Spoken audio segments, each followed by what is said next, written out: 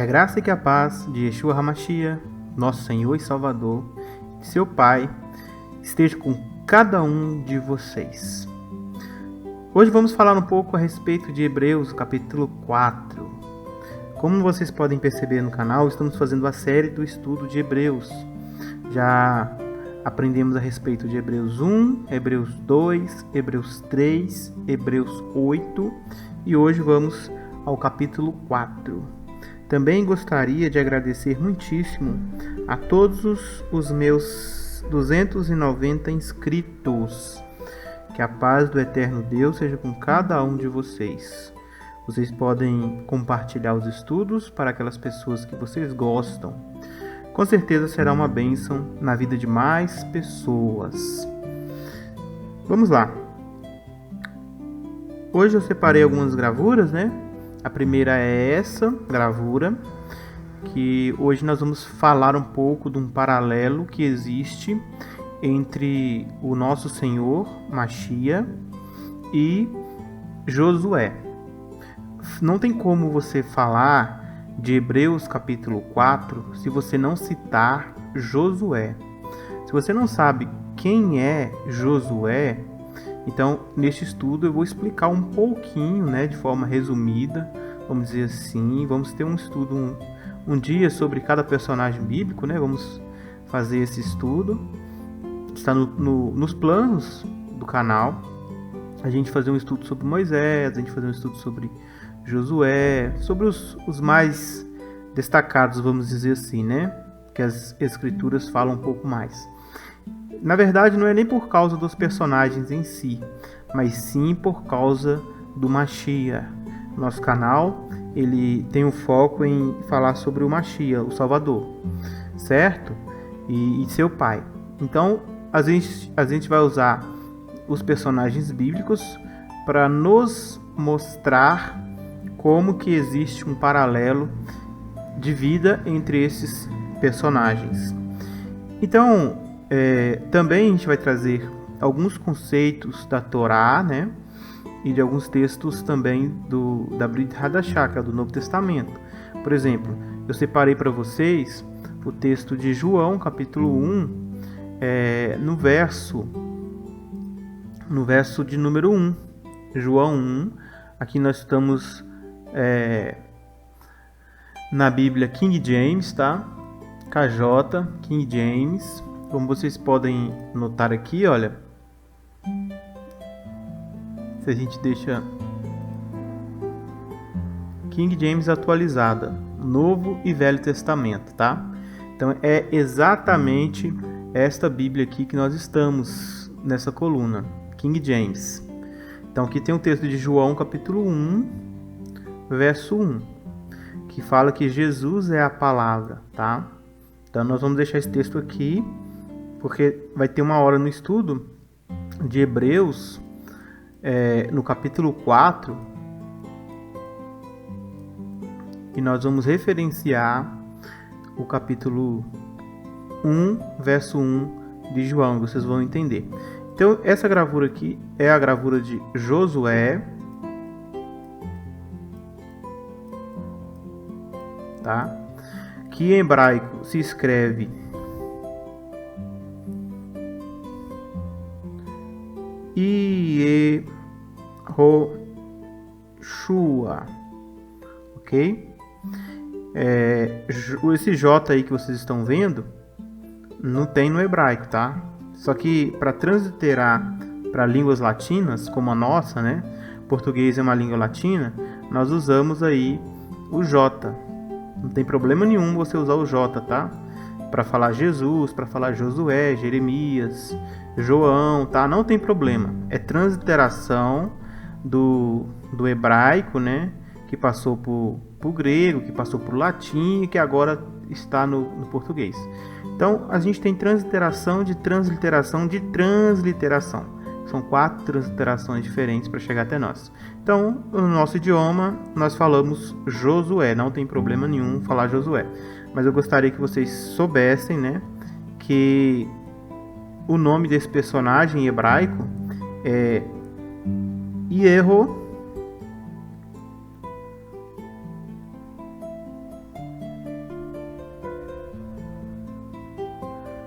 Yeshua, tá? Que é exatamente uma abreviação, que o nome do Mashiach, né? Ele vem exatamente deste nome, tá? Depois do cativeiro babilônico, que os judeus esteve por alguns anos, eles fizeram uma simplificação no hebraico, né? E ele ganhou muitas coisas do aramaico, que era a língua babilônica, e aí eles colocaram esse nome, né? E simplificaram apenas por Shua. Tem um U aqui, tá? Então, aqui a gente vê que tem uma... suprimiu, né? Eles suprimiram esse Rho aqui, ó. Certo? Tiraram ele fora. E aí o nome do Salvador, né? É Yeshua, em hebraico, e transliterado para nossa língua, Jesus, tá? E para a língua grega, Iesu. E aí colocaram S no final para distinguir que é um nome masculino, Jesus. Ok? Então, hoje não é um vídeo sobre nomes, mas é só para dar uma clareada aí na mente de vocês, para vocês entenderem, começarem a já criar um paralelo mental entre o que Hebreus vai falar no capítulo 4 e o que tem a ver com o Salvador, Yeshua HaMashiach, tá? Nosso Salvador, o nosso ungido, que foi designado pelo Santo Deus, o eterno e soberano Deus, sobre todas as almas. Ele é o nosso líder. E aí nós vamos ir aqui na nossa Bíblia, né? Tá aqui. Temos a nossa Bíblia. Como vocês já estão acostumados com os estudos. A primeira coluna, nós temos a coluna que vocês estão vendo aqui, né? Essa coluna aqui, nós vamos estar aqui usando a King James. Nessa segunda coluna aqui, nós vamos estar usando a Bíblia Linguagem de Hoje. Aqui nós vamos estar usando a Bíblia O Livro. E aqui nós estamos usando a Bíblia Aramais. E aqui nós temos a biblioteca Strong, com o significado das palavras.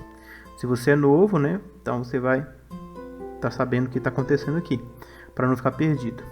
Capítulo 4 do livro de Hebreus.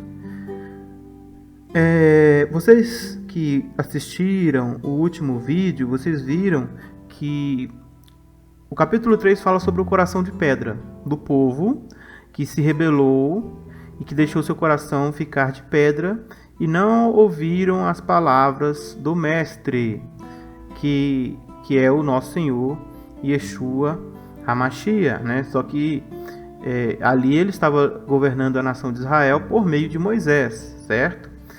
Ok, então eles se esfriaram, se distanciaram de Deus e ficaram com os corações de pedra.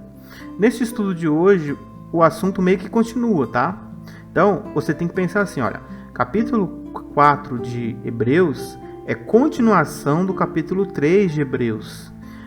No capítulo 3, você percebe que o escritor, ele fala da supremacia de nosso Senhor Yeshua como sumo sacerdote que veio um pouco inferior aos anjos, na nossa semelhança de carne e sangue, e aí ele veio para nos auxiliar, ok?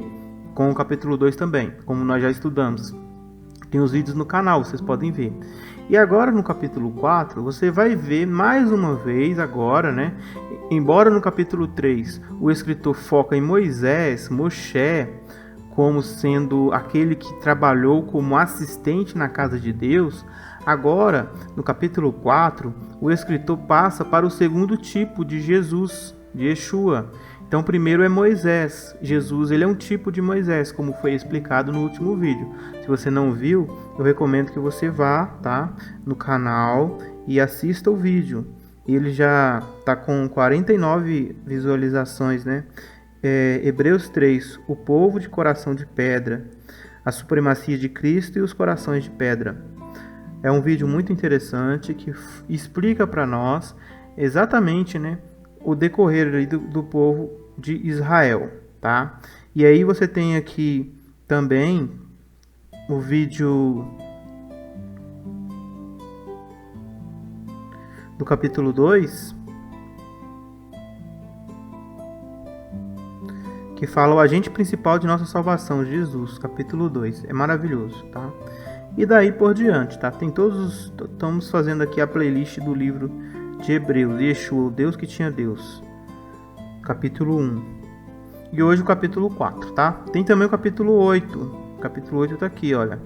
2 pedras, 2 alianças e o sacerdócio de Mashiach. São vídeos extremamente interessantes que vocês vão realmente gostar. Então vamos lá. Começando então, vamos ler aqui na Bíblia Linguagem de hoje, e também podemos ler em outras aqui, inclusive aqui nas que tem o Strong, tá? Então vamos aqui, começando pela Bíblia Linguagem de hoje. Estou aqui com o pincel vermelho. Deus nos deixou a promessa de que podemos receber o descanso.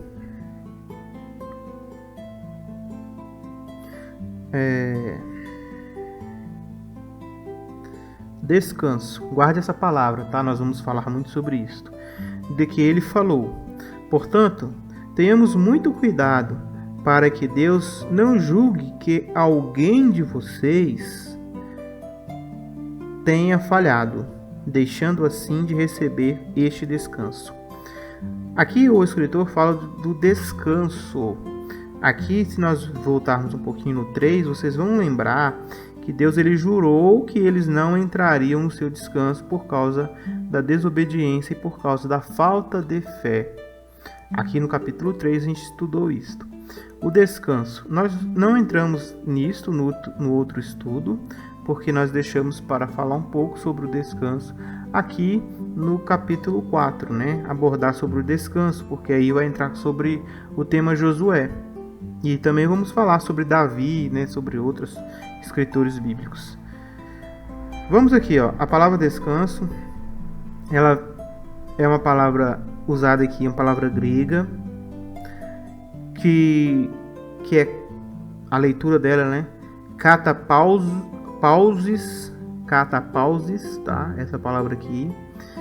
E aí, olha, o significado dela: ação de estar tranquilo, calmaria do vento. Ela é usada para isso na escritura, tá? Lugar de descanso. A metáfora: a bem-aventurança celestial na qual Deus habita e da qual ele prometeu tornar príncipes quando as fatigas e provas desta vida chegarem ao seu fim.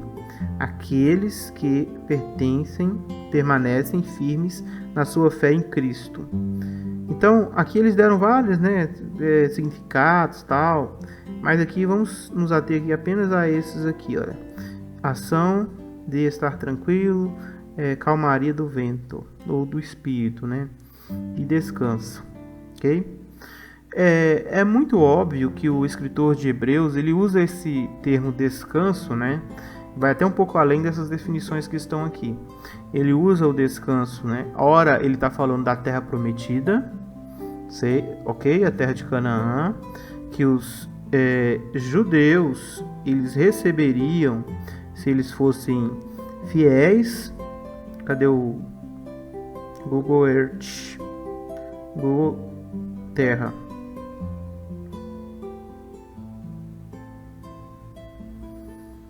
Então, o escritor ele usa esta palavra, né? Essa palavra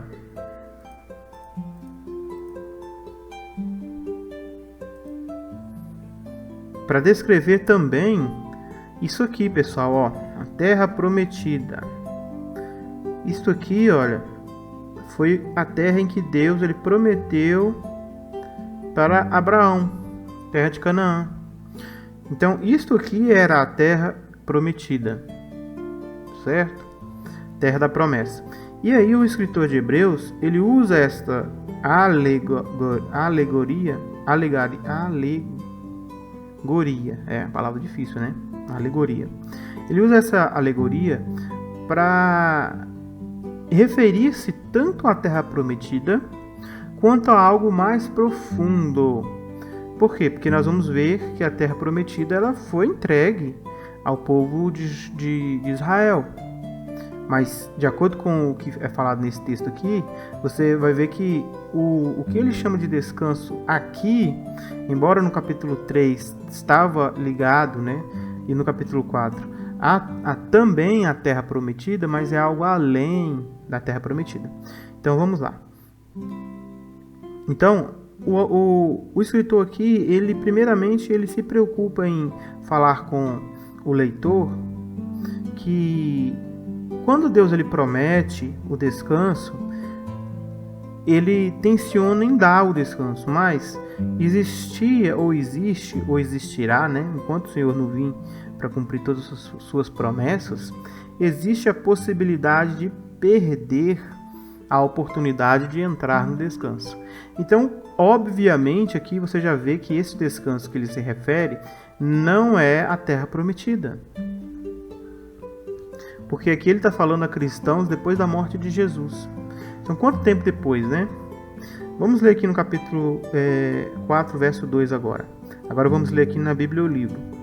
Porque essas boas novas foram-nos anunciadas também a nós, tal como eles.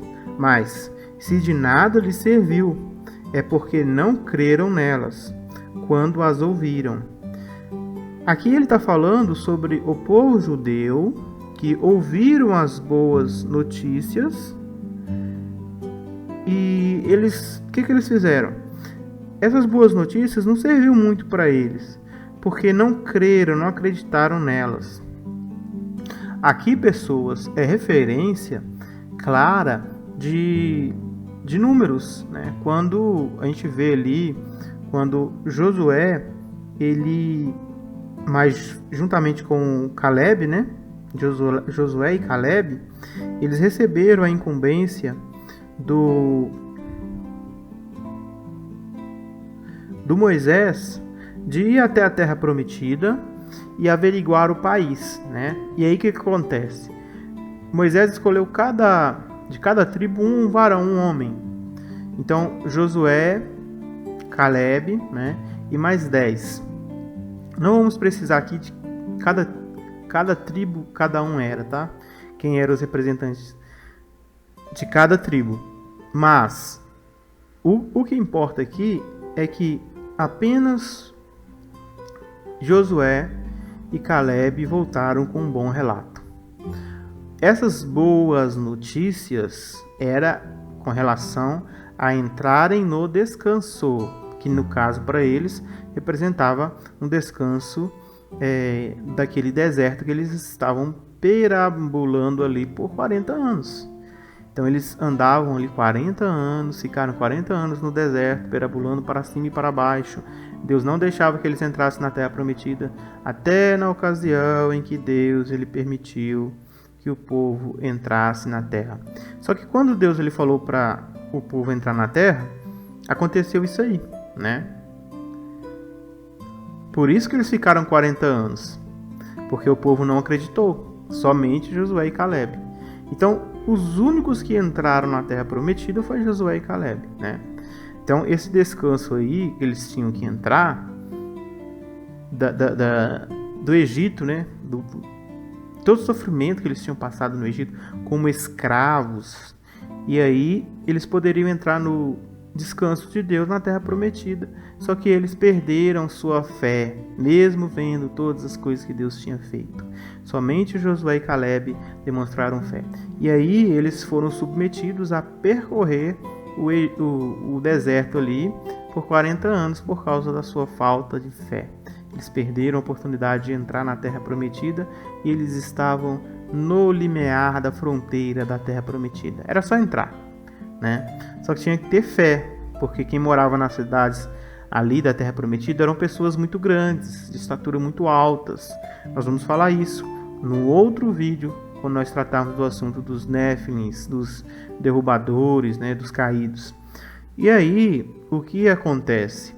Eles, por não depositarem fé na palavra de Deus, de que levaria eles até o lugar de descanso, eles ficaram ali sem a promessa.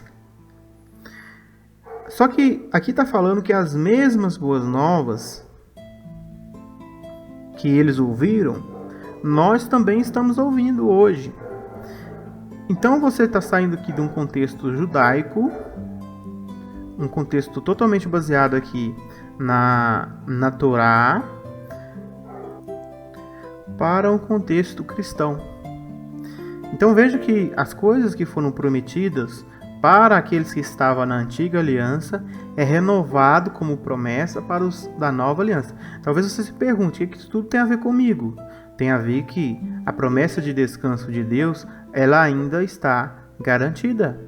Ela não foi apenas para o povo de Israel. Vamos continuar lendo. Quanto a nós, visto que cremos, temos a certeza de entrar no descanso de Deus. Quanto aos que não creem, o Senhor disse: por isso jurei na minha cólera, não entrarão no meu descanso. E isto apesar de este lugar de descanso estar pronto desde a criação do mundo. Nessa versão aqui diz: não entrarão no meu descanso, embora certamente as obras estivessem concluídas desde a fundação do mundo. Para entendermos o que está falando aqui, nós temos que recorrer ao primeiro livro da Bíblia, tá? Primeiro livro da Bíblia, livro de Gênesis. Vamos lá.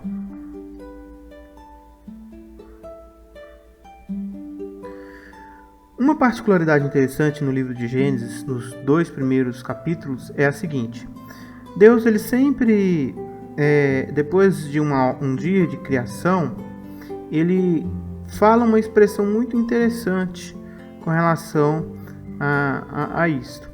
Olha só, aqui no capítulo 1, verso 5 diz: chamou Deus a luz dia e as trevas noite. Preste bem atenção nisso aqui, ó. Houve tarde,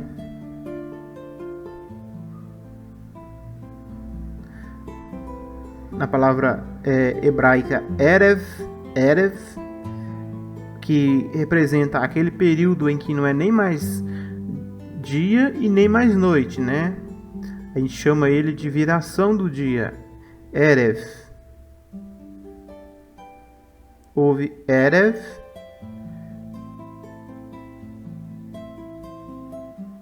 e manhã, se nós clicarmos aqui, boker, erev boker, erev boker, hayá erev boker, né? Houve tarde e houve manhã, crepúsculo, né? Vespertino e matutino. É exatamente quando se vira, né, o dia no calendário judaico, na forma que Deus ensinou para a humanidade, né?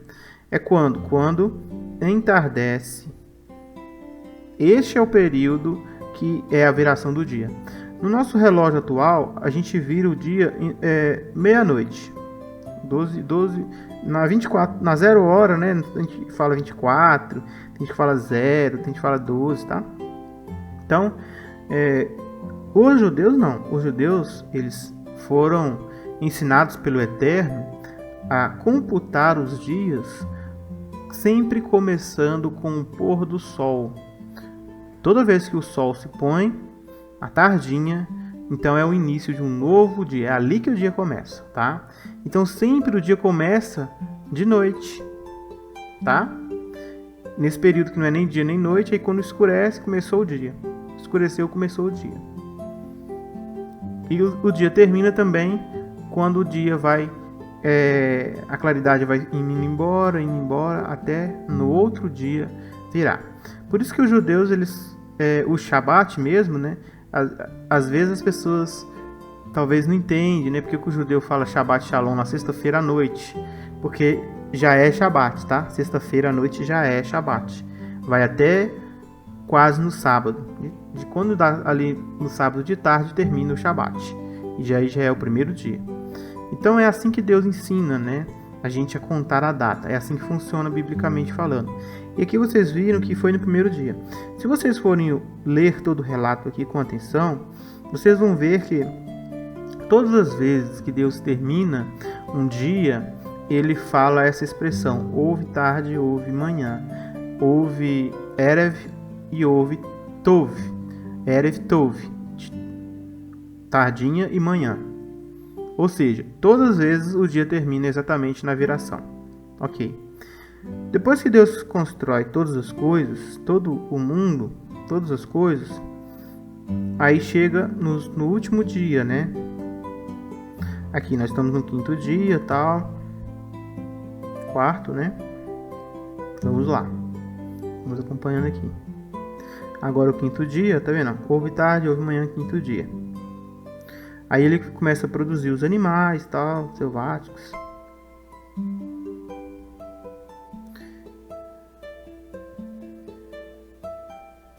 Aqui ele cria os homens, tal.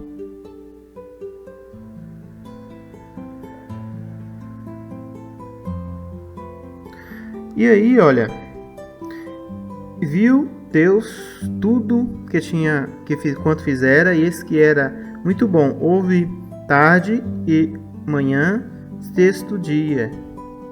Ok? Sexto dia. E aí, no sétimo dia, que é o dia do descanso, o Shabat, você não encontra essa expressão houve manhã e houve tardinha e houve manhã, né? Erev Tov não aparece nas escrituras isso. Isso ensina pra gente algo muito interessante, que o período em que nós vivemos, ele não teve continuação ali. Deus ele não continuou o dia. Tudo parou ali no sétimo dia. Se você for analisar bem o que aconteceu, né? Deus ele não prosseguiu de novo com o primeiro dia. Não acontece isso na Bíblia. Tudo para aqui, ó, no sétimo dia. Deus, terminando todas as coisas que ele tinha feito, no sétimo dia da sua obra que fizera, descansou. Nesse dia, de toda a obra sua que tinha feito. Abençoou o sétimo dia, santificou e descansou. Então aqui não fala, né, depois do sétimo dia, que houve tarde e houve noitinha. Não tem isso. Você não vai encontrar. Por que isso é relevante? Porque aqui nós estamos falando do descanso. Descanso. E Shabat é descanso. Aqui, olha. É o que a gente está vendo. Ó. Deus abençoou o dia sétimo e o santificou, porque nele descansou. Da onde então que o escritor de Hebreus ele tira esse conceito de descanso? Do Gênesis capítulo 1 e 2, né? No caso, no capítulo 2 e 3, quando fala que Deus descansou. Então, biblicamente falando, desde o começo, a Bíblia já fala sobre o descanso de Deus. Esse descanso que nós observamos aqui no livro de Hebreus, aqui no capítulo 3, né, no capítulo 4 também. Então, é referência clara, gente. Aqui é a ligação, a primeira ligação que vocês estão vendo aqui do estudo, tá? Com a outra passagem. Aqui, ó. Então, Deus tem um descanso. Por quê? Porque quando Deus termina a sua obra criativa para com a terra, para com o ser humano, ele descansa. Vamos ver o que significa isso aqui. Shabat. Tá vendo? Parar, desistir, descansar. Referindo-se ao trabalho. Fazer, parar, terminar. Ok? Shabat. Shabat. Descanso. Então, o que significa Shabat? Descanso. Quando a gente fala Shabbat Shalom, é bom descanso. E aí você vai entender um pouquinho hoje da importância do descanso em Deus. Descansar em Deus. Deus descansou das suas obras. Não foi? Aqui a gente não leu aqui, olha. Portanto, nós, os que cremos, recebemos o descanso prometido por Deus. Como ele mesmo disse, eu fiquei irado e fiz esse juramento. Eles nunca entrarão na terra prometida onde eu lhes teria dado descanso, onde ele teria dado Shabat. Só que eles ali, você tem que entender que são aqueles que não entraram na terra prometida, né? Aquela geração. Deus ficou irado, como nós vimos no capítulo 3. Não era todo o povo de Israel. Josué não levou o povo para a terra prometida? Então não é todo o povo, é só aquela geração que não entrou no descanso de Deus. Ou seja, não entrou no Shabat. Eles não puderam participar do Shabat de Deus na terra, no dia de descanso. Então, quando falamos assim do descanso aqui do capítulo 4, você já está entendendo que nós estamos falando de Shabat. Por isso que o Shabat é tão importante, porque as Escrituras testemunham do Shabat desde os primeiros capítulos da Escritura, em Gênesis. E ele testemunha sobre o Shabat até nos últimos versículos, em Apocalipse 21 e 22, está falando do Shabat, que é o grande Shabat que existirá, que é a figura do milênio, né? O descanso de Deus é a figura do milênio. Só que você tem que entender que Deus ele conversa com a humanidade de uma forma que ele sempre consegue colocar essas coisas sempre em aplicação. Para aqueles judeus ali, o descanso de Deus era entrar na terra prometida. Só que o escritor de Hebreus mostra para nós aqui que existe um outro descanso, que não está relacionado à terra prometida. E aí nós estamos começando a entender que os dias que Deus criou, todos terminaram com Erev Tov.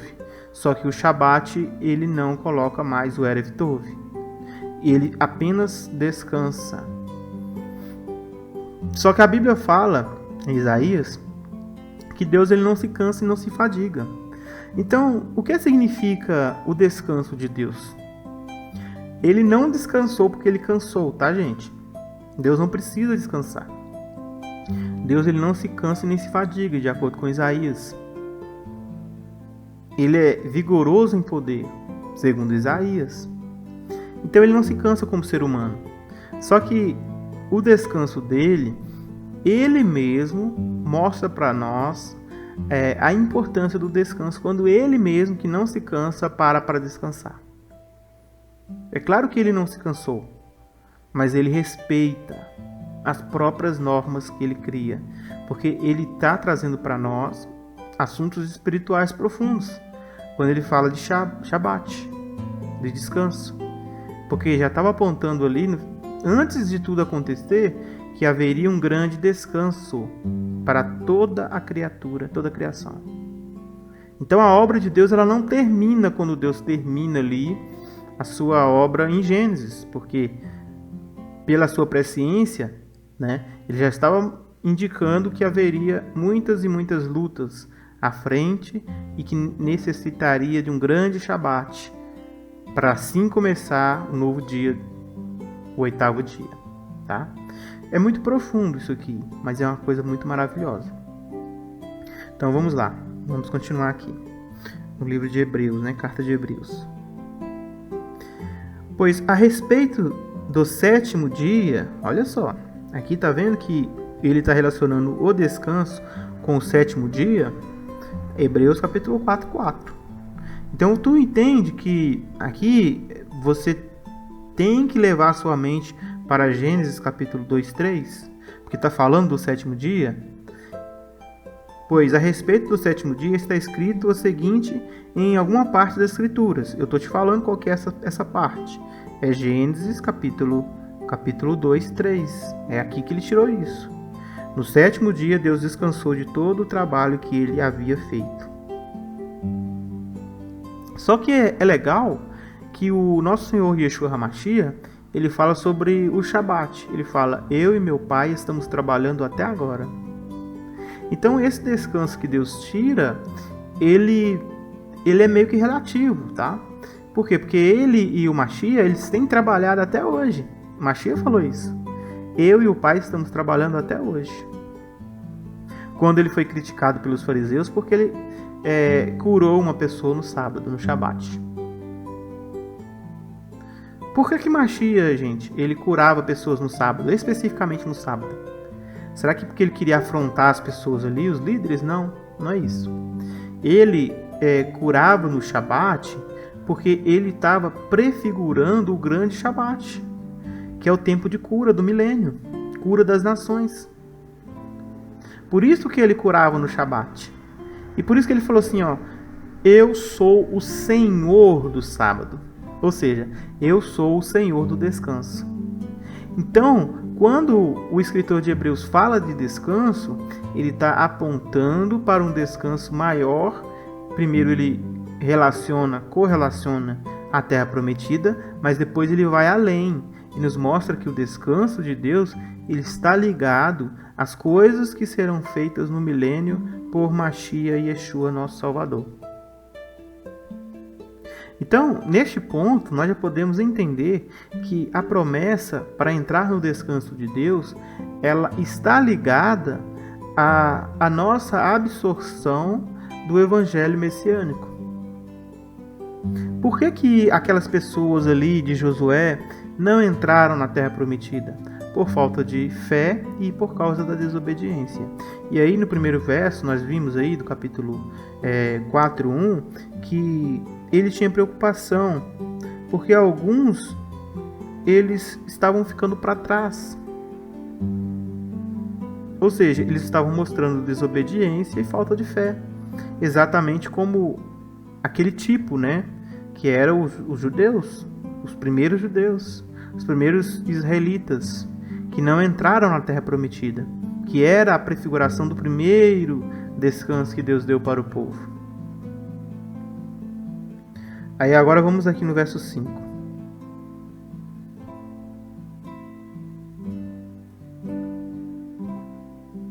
No entanto, verso 5.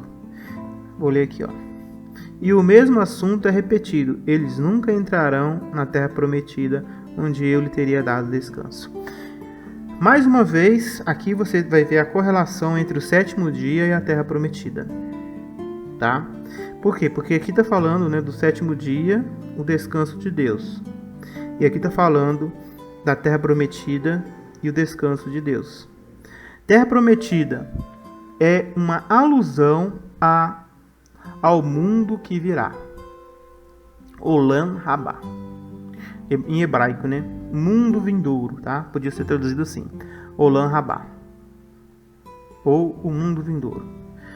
Tudo é uma figura, um tipo do que está por vir.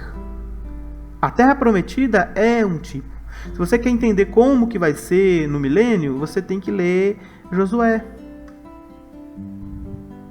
Você tem que entender a entrada do povo, você tem que entender Josué levando o povo para a Terra Prometida, entrando, passando pelas cidades, fazendo o sol parar, ou seja, os astros sendo afetados. Isto remete ao nosso Senhor Machia, tá? Vamos chegar lá daqui a pouco. Vamos aqui, ó. Aqueles que foram os primeiros a ouvir a boa notícia não tiveram fé e por isso não receberam esse descanso. Portanto, há outros que vão recebê-lo. Nessa aqui tá até falando assim, ó. Não tem aqui o verso 6, né?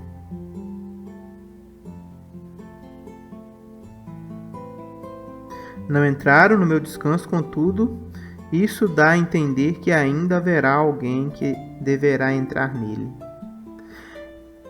Bom, vocês percebem, pessoas, que a promessa do descanso, elas então abrangem aos primeiros que receberam as boas novas por meio de Moisés, e elas chega a nós. Também temos a esperança de entrar no descanso dele.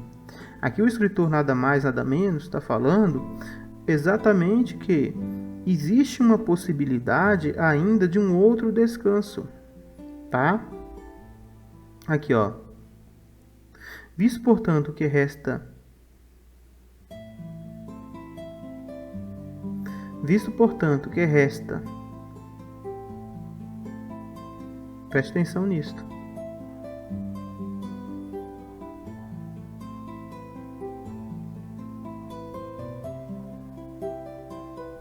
A palavra aqui até significa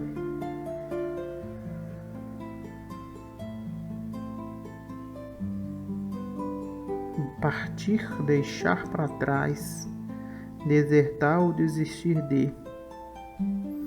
Visto que resta entrarem alguns nele e que por causa da desobediência não entraram, aqueles aos quais anteriormente foram anunciadas as boas novas.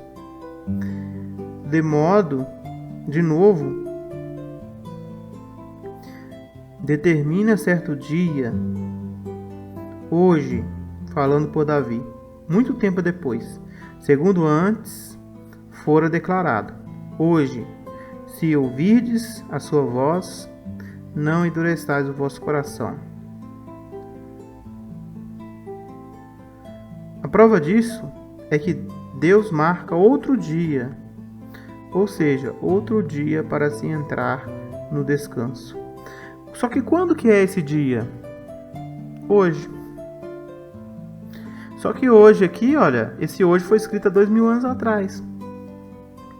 Então existia a possibilidade de entrar no descanso de Deus quando Josué, ele levou o povo a entrar no descanso, como também depois de muito tempo pelos Salmos do Davi, aqui, olha, ele fala, se vocês ouvirem a voz de Deus, não sejam teimosos, não endureçam os vossos corações. O que faz então o ser humano não entrar no descanso de Deus? Endurecer o coração e não ouvir a voz de Deus. Ou seja, falta de fé e desobediência. Resumindo, e existe um outro dia que podemos chamar de hoje para entrarmos no descanso de Deus. Bom, se existe outro dia e esse dia é hoje, então significa que amanhã também será? Sim, amanhã também será. E depois de amanhã também será? Sim, depois de amanhã também será. Quando que acaba esse dia de entrar no descanso? Quando o Mashiach volta. Porque aí ele vai trazer o descanso. Até lá existe possibilidade de pessoas, alguns, entrarem no descanso. Só que, pela falta de fé, muitos não entrarão. E existe também um outro problema. Os que não entraram quando eles ouviram as boas novas, não entraram por causa da fé e da desobediência. A porta estava aberta, mas não entraram. E aí, o que acontece? Essas pessoas morreram sem entrar no descanso de Deus. Isso também pode acontecer com nós, hoje. O descanso de Deus, ele está aberto. Todos podem entrar no descanso de Deus. E hoje você pode entrar no descanso de Deus, se você não endurecer o seu coração, não ser teimoso, com falta de fé e desobediência. É o que Deus te pede. Hoje é o dia para você entrar no descanso de Deus. Só não endureça o seu coração. Ouve a minha voz. Ouve a minha palavra, que você vai entrar no descanso. E aí ele fala assim, ó, se Josué, agora estamos falando de Josué, tá? Se Josué tivesse dado ao povo esse descanso, Deus não teria falado mais tarde a respeito de outro dia.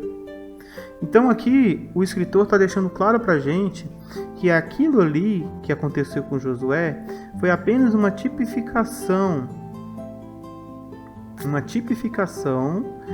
do descanso. É um tipo. Josué leva o povo para a terra prometida. Jesus levará seu povo para a terra prometida. Onde é a terra prometida? Do mesmo jeito que Josué levou o povo para Canaã, para Israel, para Jerusalém, para aquele lugar lá onde os judeus moravam, o Mashiach também vai levar o povo dele exatamente para onde Deus prometeu a descendência. Por isso que alguns eles falam sobre a vida no céu, só que eles não entendem o contexto bíblico. Porque o contexto bíblico desde Gênesis está remetendo que o povo de Deus voltará para a terra prometida. Se Deus ele prometeu a terra para Abraão lá em Gênesis, olhe para lá, olhe para o norte, olhe para o sul, olhe para o leste, para o oeste, tudo isso aqui vai ser seu. Onde você pisou vai ser seu. Ele falou, menos no Egito. Ele falou isso, né? Ele prometeu aquilo ali para o descendente de Abraão. E nós sabemos que os descendentes de Abraão não são apenas carnais, mas também aqueles que seriam enxertados por meio de Machia e Yeshua. Então, quando Machia vem, a Bíblia inteira está testemunhando que ele vai levar o povo para a terra prometida, que é exatamente a terra de Canaã. Não é céu, gente. Quando a Bíblia inteira ela testemunha sobre isso, você tem que ficar atento às profecias bíblicas. Por que as pessoas hoje acreditam, né, que Jesus vai levar o povo para o céu? Porque as pessoas eles não leem o Velho Testamento, não meditam sobre as informações, não entendem o que está sendo falado. Toda a Escritura está falando que o Machia ele vai fazer o papel de Josué, tá? E aí nós vamos falar um pouquinho sobre isso agora. Então, quem foi Josué? Tá?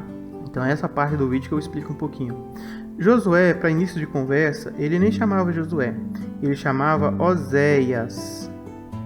Poxa, mas Josué não chamava Josué, ele chamava Oséias. Exatamente isso.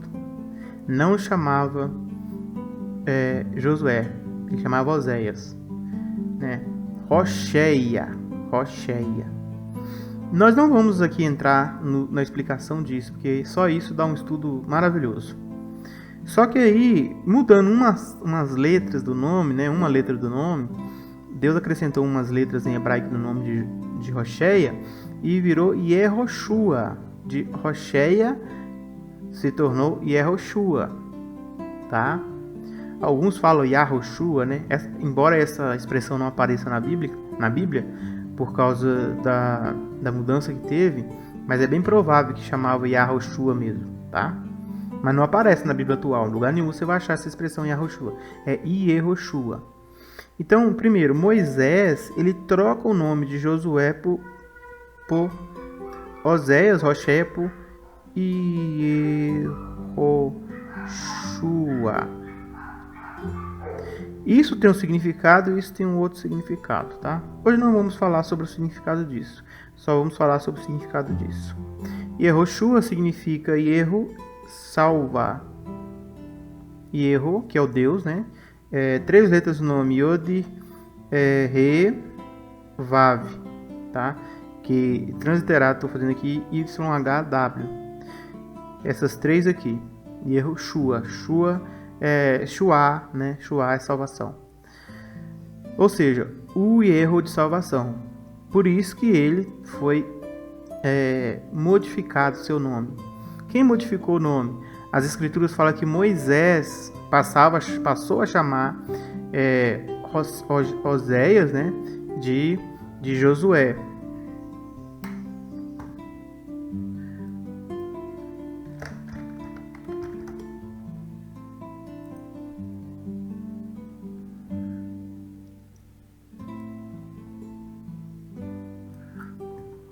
Aqui, ó.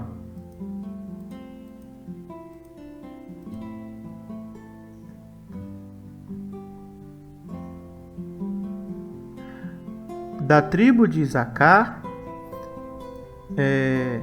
Igal, filho de José. Da tribo de Efraim, Oséias, filho de Num.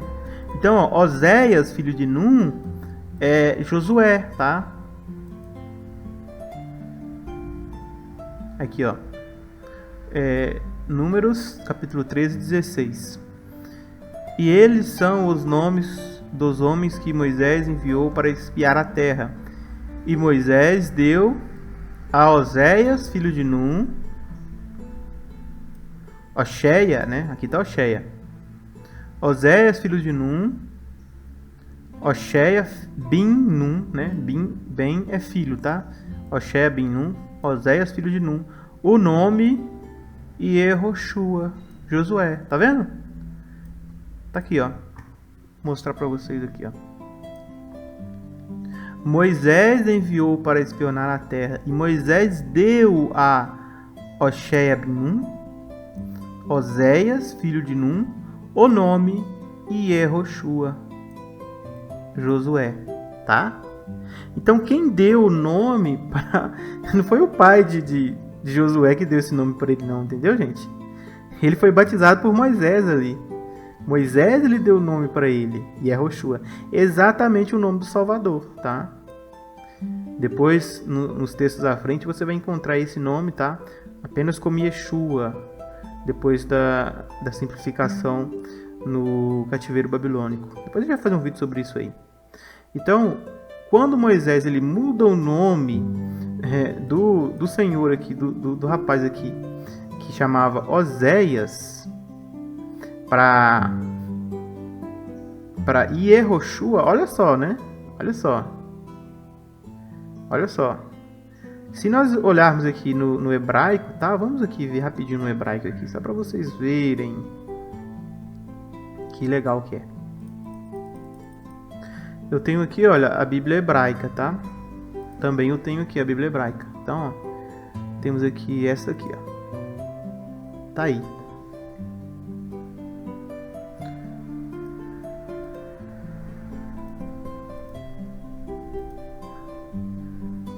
Versículo 16. Versículo 16. Bíblia hebraica. Com pontinho, né?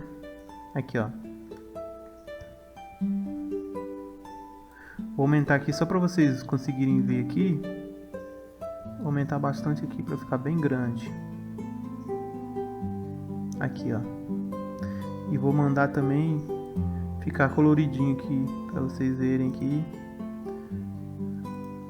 o destaque. Aplicar. Então aqui, ó, verso 16, tá? Deixa eu aumentar aqui. Vai ficar bem grandão, vai ficar bem legal. Verso 16, tá? Então o que tá falando, né? Que Moisés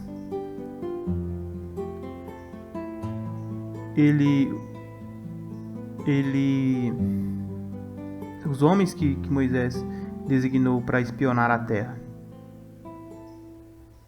O que mais interessa é aqui, ó. Aqui, ó.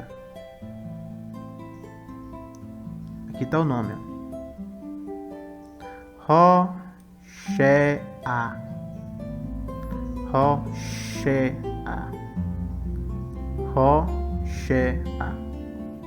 Aqui, ó. Se vocês colocam aqui, vocês vão ver. Tem um para Roshea, de Roshea, né? Le Roshea, tá vendo? A transliteração, Le Roshea. E aí, ó, Roshea significa salvação, tá? Então, Roshea era salvação. Ele tinha um nome assim. O nome que o pai dele deu para ele é salvação. Só que Moisés, ele pegou e acrescentou, né? Aqui, tá aqui, né? Ele acrescentou algumas letras, ó. Se você prestar atenção aqui, ó, olha a raiz aqui, ó, essas 3 letras aqui, ó. Tá vendo? Exatamente iguais a essa aqui, não é, ó? Não é igualzinho? Essas 3 letras aqui, ó. Eu vou desenhar aqui para vocês verem.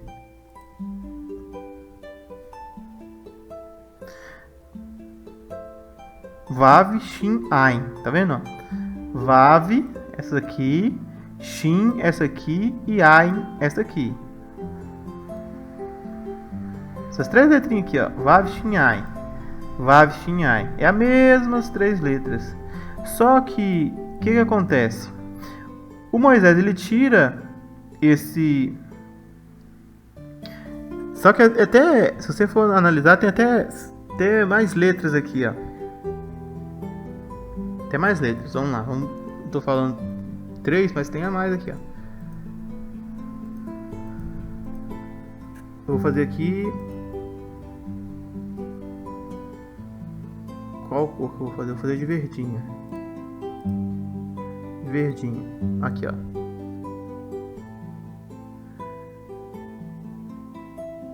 Olha o rei aqui. Tá vendo o Rê? Tá vendo o Rê aqui? Mesma letra, né? Mesma letra. Aqui, olha, eu vou fazer de outra cor. Vou fazer de azul. Tá vendo o Vav aqui, ó? O Vav aqui. Tá? Deixa eu só desselecionar aqui. Beleza, ficou bom agora. Agora eu vou fazer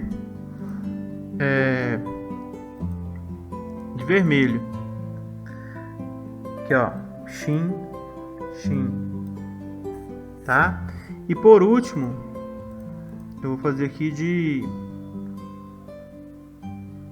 cinza. Ain. E aqui um Ain. Tudo bem? Então, vou escrever aqui, ó, para vocês verem as letras do nome de Rocheia e as letras do nome de Yehoshua.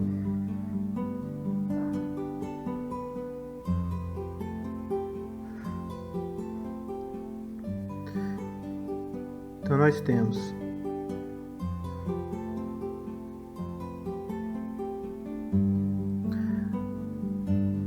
Re, ok? É a primeira letra, tá aqui, ó.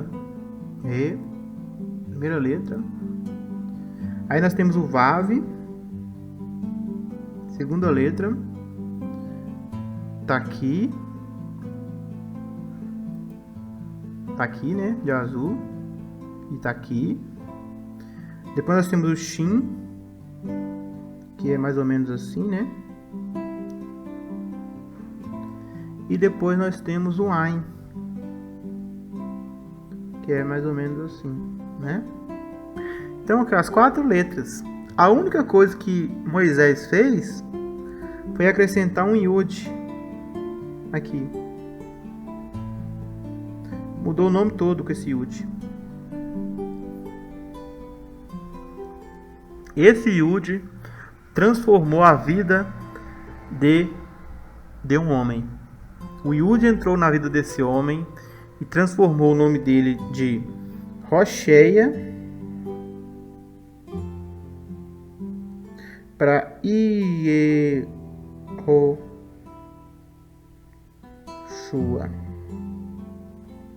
Olha como que o hebraico é engraçado, né, pessoas? O hebraico, ele é fantástico, né? Ele é fantástico. Deus, que na verdade ali foi Moisés que trocou o nome dele, mas não foi porque Moisés quis trocar, porque Deus que trocou, né? Deus, ele mostrou ali a toda a autoridade por meio de Moisés e trocou o nome, né, de Josué, que era Rocheia, para Yehoshua. Aí ele só apenas acrescentou o Yod aqui, ó. Tá vendo que aqui ele coloca esse Yod aqui, ó? Olha o Yod aqui. O resto do nome é tudo igual. Eu vou aumentar mais ainda para vocês verem bem pertinho, né? Porque às vezes a letra fica bem...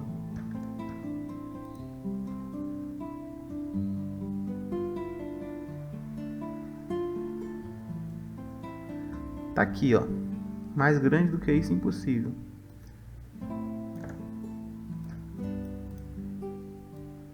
Aqui. E aqui. A única diferença que tem é esse Yod aqui, ó.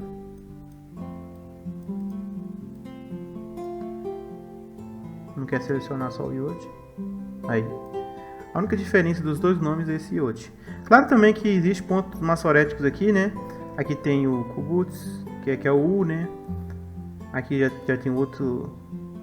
Tem o som de E, né? Aqui tem o som de U, né? Sinais massoréticos. Mas nas letras hebraicas mesmo, você vai perceber que Deus, ele acrescenta um Yod na vida de Rocheia, e Rocheia vira Yeshua. Yehoshua, né? Então antes ele estava assim, ó. Tá? Só para vocês frisar, né? Antes ele estava apenas assim. E aí Deus, por meio de Moisés, ele pega e acrescenta na vida de Rocheia um Yud. E aí ele transforma de Rocheia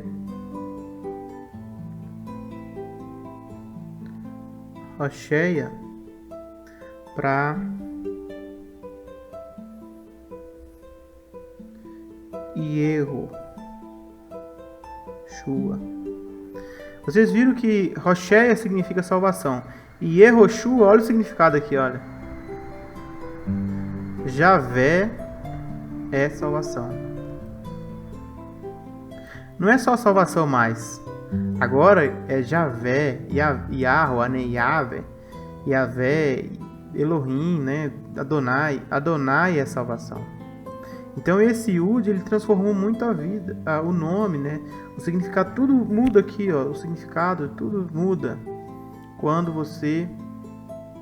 Tô desenhando aqui, mas... eu nem vi que vocês não estavam vendo, né? Agora que eu percebi. Tá. Então tá aí, ó. Deste nome,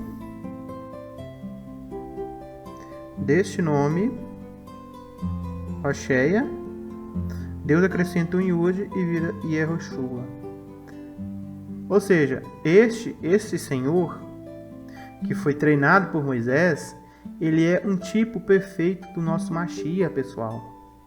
Tudo isso aí que vocês estão vendo aí é porque Mashiach teria o mesmo ministério de Rocheia. Quando Moisés ele define que o Rocheia ben Nun, filho de Nun, chamaria Yehoshua, é porque ele estava já profetizando o ministério do nosso Mashiach. Não é à toa que o nosso Mashiach tem exatamente quase o mesmo nome, né? É o mesmo nome, né? Praticamente. Só muda alguma coisa.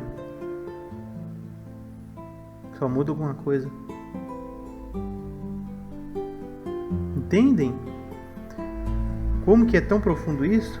Do mesmo jeito que Oséias, ele levou o povo para a Terra Prometida, o testemunho está falando que o nosso Mashiach também levará o povo para a Terra Prometida. Quem foi Josué? Josué foi um grande homem. Um homem que simplesmente fez o sol parar. Um homem que disse, sol, fique parado, se retenha. E o sol se parou, ficou parado. A lua ficou parada. E isso tudo, pessoal, Moisés orando sobre Josué, né? Passando para ele a autoridade total sobre o povo de Deus. Isso tudo, pessoal, isso indica que nosso Salvador, ele também terá um ministério de Josué. Do mesmo jeito, né? Assim que tocou as trombetas, o muro de Jericó caiu. Assim que tocaram as trombetas, as 7 do Apocalipse, o José, né? Nosso José maior, o Yeshua HaMashiach, também vai desmoronar as muralhas desse sistema. Assim como Josué ele ordenou que o sol parasse, o nosso Senhor Mashiach, em Zacarias, ele é prefigurado como aquele que dá ordem aos astros. E os astros, eles vão acontecer grandes coisas com os astros. E nós ainda não sabemos o que vai acontecer. Mas a Bíblia fala em todo tempo que o Mashiach ele vai controlar os astros na sua vinda. Não foi à toa que Josué ele mandou o sol parar e o sol ficou parado. Não foi à toa, não. Essa história não tá na Bíblia, não é à toa. Existe um significado sobre isso. E isso tudo aponta para o Mashiach.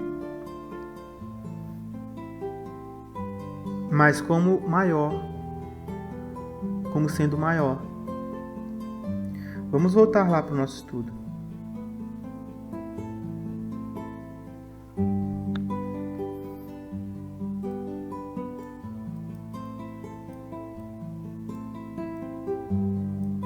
Pronto. Aí vamos aqui no João, né? A Bíblia aqui, vamos voltar para a Bíblia King James. E vamos lá para o livro de João, capítulo 1, que já vamos chegar lá. Então, vamos diminuir um pouquinho para caber, né? Beleza. Se Josué tivesse Dado ao povo este descanso, Deus não teria falado mais tarde a respeito do outro dia. Ainda assim, né? Ou assim ainda fica para o povo de Deus um descanso, como descanso de Deus no sétimo dia. Tá vendo? Então existe ainda um sétimo dia, gente. O reino milenar. Aqui está falando do reino milenar, do descanso, de você entrar no descanso. Porque quem receber o descanso que Deus prometeu, vai descansar de todos os seus trabalhos, assim como Deus descansou dos trabalhos dele.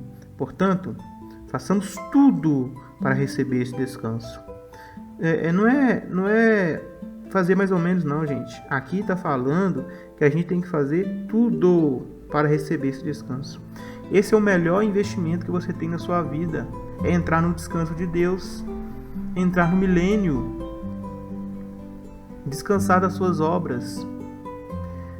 Se você fez faculdade, se você está fazendo, né? Se você comprou lote, está investindo, né? Construiu uma casa. Se você investe na sua saúde, você está fazendo investimento da sua saúde, você tem uma boa velhice. Se você está investindo nos seus filhos, se você está investindo em qualquer coisa, na bolsa de valores, eu quero te dizer, meu querido, que o melhor investimento que você pode fazer na sua vida é o investimento de entrar no descanso. O melhor investimento. Quando Jesus ele fala sobre isso, ele chama o descanso de outro nome. Ele fala, persistir em ajuntar tesouros nos céus, onde a traça e a ferrugem não consomem e onde os ladrões não furtam nem roubam. Pois onde está o teu tesouro, ali está o teu coração. Aí ele chama o descanso de reino dos céus. Por quê? Porque é onde que o Pai está. Então entrar no descanso de Deus significa ganhar a aprovação de Deus, para que você possa estar no descanso dele. Só que para isto, você praticamente precisa de entender que você não vai se justificar sozinho. Porque quem te justifica é o Mashiach, o Salvador. Então você precisa exercer fé e obedecer. Tá vendo? Por que o povo de Israel ele perdeu? Porque eles não exerceram fé e nem obedeceram. Quem? O Josué. Quem é o Josué hoje? Mashiach. Então, para você entrar no descanso de Deus, você precisa ter fé no Mashiach e obedecê-lo. Este é o requisito para a salvação.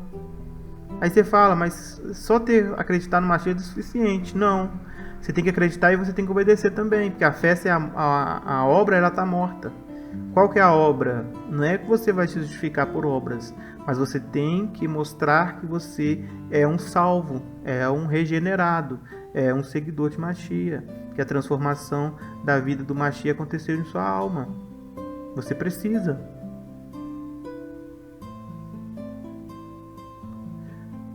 Portanto, façamos tudo para receber este descanso, e assim nenhum de nós deixará de recebê-lo, como aconteceu com aquelas pessoas por terem se revoltado. Tá vendo? Pois a palavra de Deus é viva. Aí sim, agora nós vamos entrar no texto que nós queremos. A palavra de Deus é viva. A palavra.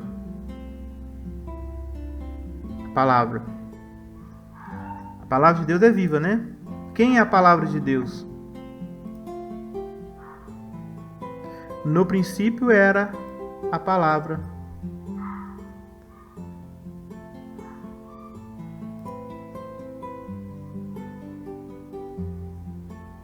No princípio era a palavra. E a palavra estava com Deus e a palavra era Deus. Tá? Então a palavra de Deus aqui em Hebreus, gente, é Mashiach. A palavra é viva. Por quê? Porque Jesus é vivo. Jesus ressuscitou. E poderosa. Jesus é poderoso. E corta mais do que qualquer espada afiada de 2 gumes, 2 lados. Ela vai até o lugar mais fundo da alma. Aqui está falando do papel de Mashiach em entrar na sua vida. Lembra do vídeo que eu fiz no canal, talvez você nem assistiu, tá? Tem pouca visualização, então talvez você nem assistiu, e eu recomendo você assistir. Veja como tudo tá ligado. Uma coisa está ligando com a outra. Olha esse vídeo aqui, ó.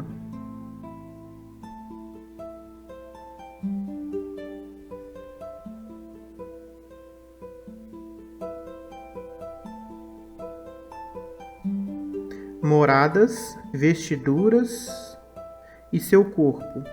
Como Jesus adentra seu ser. 31 visualização só, tá? Assista esse vídeo, pessoal, o 1 e o 2, porque aqui eu explico a importância de Mashiach entrar no seu ser. E hoje, para complementar esse estudo, você vai ver aqui em Hebreus que está testemunhando sobre isso. A palavra de Deus, Jesus, é poderoso e corta mais do que uma espada de dois lados. Ela vai até o lugar mais profundo do seu ser, da alma e do espírito. Vai até o íntimo das pessoas e julga os desejos e os pensamentos do coração dela. Então, o papel de Mashiach como sumo sacerdote é adentrar seu ser. Deus ele deu autoridade para Jesus fazer isso, tá? Nenhum outro ser ele consegue fazer isso. Os anjos não conseguem fazer isso. Satanás não consegue fazer isso. Mas Jesus sim, Mashiach sim, Yeshua sim. Ele consegue adentrar no seu ser e discernir seus pensamentos mais íntimos e julgar os seus desejos no seu coração. Então, se você não entendia esse versículo ainda, agora você está entendendo que está tratando de Jesus, de Yeshua. Isso aqui, gente, faz totalmente sentido, porque o contexto está falando de Yeshua o tempo todo, como sumo sacerdote das coisas mais excelentes. Então, ele adentra seu ser, quando você permite que ele adentre. E aí ele faz esta penetração para poder discernir os pensamentos mais íntimos do seu ser. Alguns, ao ler esse texto, acham que está falando das Escrituras, da Bíblia, mas não é. Isso não é a Bíblia. Porque muitas pessoas, né, gente, leem a Bíblia há anos e anos e não se transformam em Mashiach. Porque não é a Bíblia que faz isso. A palavra de Deus ela é viva e ela é maravilhosa sim, tá? A Escritura. Só que ela sozinha, né? Quando a pessoa não usa Mashiach para compreender que tudo está falando sobre ele, não tem o mesmo efeito. Entende? A palavra de Deus ele não penetra no coração de pedra. A Torá ela entrou no coração do povo? Não. Eles não ficaram prostrados no ermo? Sim. Então não é a palavra Bíblia que penetra até a alma. Não. O que penetra até a sua alma é a palavra viva, que é Mashiach, Yeshua. Este sim, quando você entra, você deixa ele entrar no seu ser, no seu âmago, né? Com todo o conhecimento, aparato bíblico, aí sim, aí vai ter a transformação. Bíblia somente não. Não. Porque muitos já para vocês verem aí, né, todas as religiões usam Bíblia. E a grande maioria das pessoas que estão ali por trás de religião, muitas vezes estão envolvidas em coisas terríveis. Então é prova que a palavra de Deus sozinha não vai resolver. A Torá, né, a palavra de Deus sozinha é Torá. Está escrita nas folhas de um papel ou hoje no tablet, na tecnologia, né, celular. Sozinho ali, só você por ler e tudo, não vai adiantar nada, entende? Você precisa de que o Mashiach esteja presente na sua leitura, que dê significado às coisas, que traga você a um descanso espiritual. Não há nada que se possa esconder de Deus. Em toda a criação, tudo está descoberto e aberto diante dos seus olhos, e é a Ele que todos nós teremos de prestar contas. Isto, o papel de Yeshua como Deus, tá? Tá vendo que está falando a mesma coisa? Primeiro ele adentra no seu ser, depois ele vai poder saber exatamente o que acontece com você. Jesus ele falou em João que o Pai designou ele como juiz supremo. O Pai não julga nada, o Pai deixou tudo na mão do Filho. Por isso que o Filho recebeu o poder do Pai de adentrar as vidas, de discernir o pensamento, o coração, o sentimento, os sentimentos mais profundos. Por quê? Porque ele vai fazer o julgamento. Então ele precisa conhecer todas as coisas, para ele não fazer um julgamento errado, como o próprio Deus. Por isso o Machia, ele é chamado aqui de Deus. Aqui está falando de Jesus, tá? Não está falando do Pai, está falando de Jesus. Jesus como o papel de Deus. Isaías capítulo 7 fala sobre isso. Portanto, fiquemos firmes na fé. Só que olha aqui, ó. Aqui está falando, olha, nesse subtítulo aqui, ó. Cristo, o grande sacerdote eterno. Tá vendo? Então, ó, tá vendo que tudo que eu estou falando aqui tem sentido? Talvez você nunca tinha entendido esse negócio aqui desse capítulo. Por quê? Porque você nunca olhou para Jesus como sendo a resposta para tudo. E agora que você está estudando comigo aqui, essas 1h15, você está vendo que a palavra de Deus, que adentra até o fundo da sua alma, é o Filho de Deus, trabalhando como sumo sacerdote. Portanto, fiquemos firmes na fé que anunciamos. Olha aqui, está falando de cristãos, né, pessoal? O que os cristãos anunciavam? O Jesus. A profissão de fé do cristão é Jesus. Pois temos um grande sacerdote poderoso, Jesus, o Filho de Deus, o qual entrou na própria presença de Deus. Então, olha só. Jesus, ele entrou dentro de você, descobriu o que você é e também ele entrou na presença do Pai. Aqui especificamente está falando dele ter ido na presença do Pai, quando ele ressuscitou e subiu aos céus, como sumo sacerdote. Por isso ele é capaz de julgar corretamente. O nosso grande sacerdote não é como aqueles que não são capazes de compreender as nossas fraquezas. Por que Jesus consegue compreender sua fraqueza, pessoa? Por quê? Porque ele, além de ter vivido como um ser humano e ter morrido de uma forma terrível, sentindo dor, ele entende o que é o ser humano. Ele já viveu, ele já foi ser humano. Ele é homem hoje, né? A Bíblia fala isso em Timóteo. Ele ainda adentra no seu ser e ele pode se apresentar perante Deus e fazer um julgamento justo com relação à sua pessoa. É a melhor pessoa para nos julgar. Se chama Yeshua HaMashiach.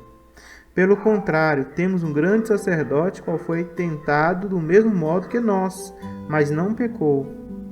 Por isso, temos confiança e cheguemos perto do trono divino, onde está a graça de Deus ali. Então, quando você se aproxima de Jesus, você deixa Jesus entrar no seu ser, você chega perto do trono de Deus. Olha que coisa profunda. Porque você faz parte do corpo de Cristo. E se Cristo subiu aos céus e está do lado de Deus, e o corpo dele está aqui na terra, significa que você também está sentado nos tronos celestiais. O apóstolo Paulo falou sobre isso. Num outro estudo vamos falar sobre isso.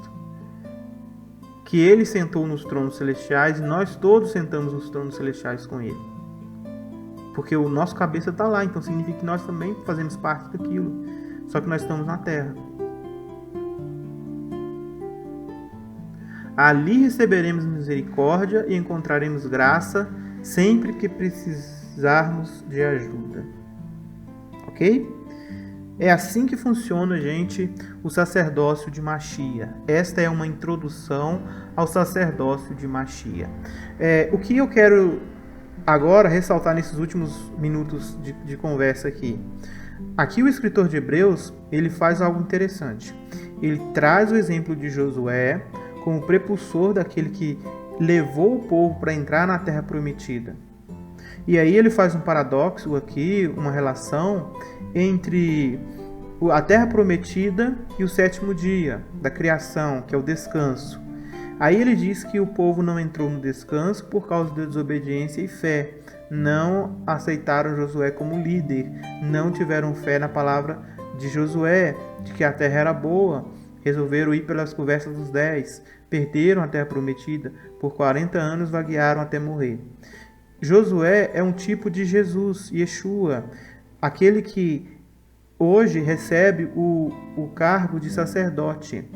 como um sacerdote que adentra dentro da presença do Santíssimo para trazer justificação ao povo e trazer o povo juntamente com união a Deus, assim também Jesus ele faz esse trabalho de Yeshua, está ligado ao serviço de Josué, porque Yeshua ele vai levar o povo para a terra prometida no milênio.